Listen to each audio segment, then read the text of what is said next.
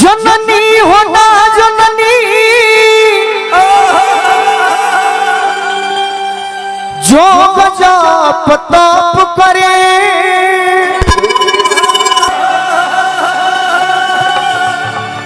जननी न वेद हम गवार जग जननी जननी जननी हो जाना जन्म दुआ चाहत काबा गोलू राजा लइका तोहार जग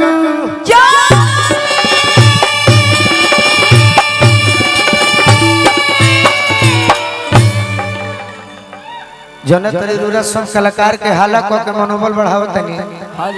तो बागेश्वर धाम सरकार ने हमरो मन कहता कि भोजन ढेर देरी चले वाला बाना बाकी अब कलाकार हमनी के बनी जा अब भोजन के दिन पे कैसन ऐसन मंच मिल जाता रूरा सब के दर्शन हो जाता तो करी तो का करिए वो कम से कम सुना वही के पड़ी बाकी सुनाई तो भोजनो सुनब तो तने आनंद आई बाकी सुनला के खाली काम हाँ हाँ गा दे ठीक बात देखो न्यू आदमी बाड़े आहा भक्त हतरन भाई का तो कर जोरी परतानी कर जोरी परतानी अरे पैया नु हो मैया बेड़ा पार लाओ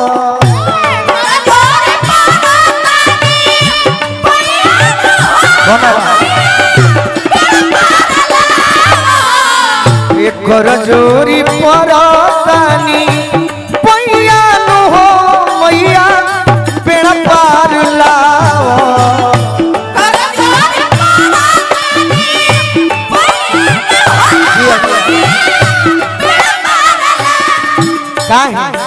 परल मजधार बीचे परल मजधार बीचे मैया नु हो मैया बेड़ा पार लाओ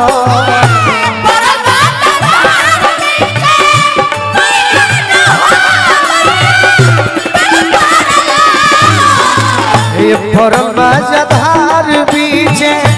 नैया नु हो मैया बेड़ा पार लाओ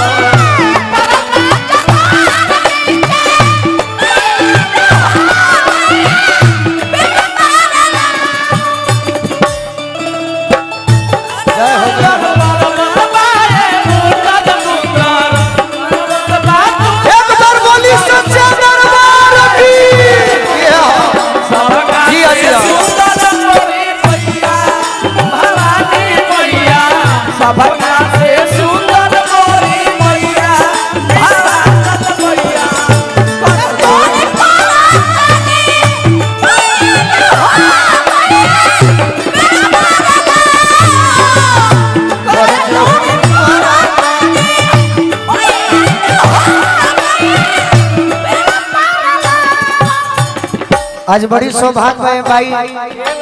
कि आज साईनाथ महाराज ऐसा प्रभु हैं ऐसा देवता हैं कि दुनिया के हर बिरादर के लोग साईनाथ महाराज जी के मानेला